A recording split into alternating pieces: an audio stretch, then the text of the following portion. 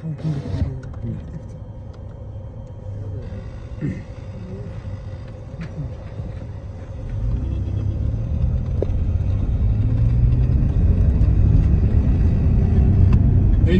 مشاهدينا الأعزاء، أعلنت على بركة الله ثم عون من اللجان المنظمة انطلاقة هذا الشوط الثاني للأبكار المفاريد من مسافة 1200 متر. نبدأ بداية مع مقدمة الشوط ومع الصدارة ليرى هنالك سيوف ونايف بن صالح الجبل من يقدم لنا سيوف على المركز الأول.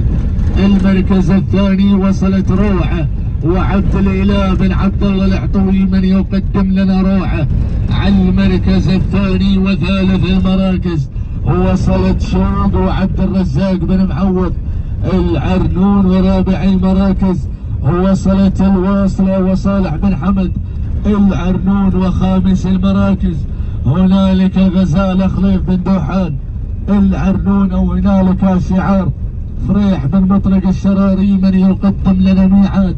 هكذا هي النتيجة وعودتنا إلى الصدارة، عودتنا مع روعة وعبد الإله بن عبد الله العطوي من يقدم لنا روعة على المركز الأول وعلى الصدارة، ما بين روعة وما بين سيوف.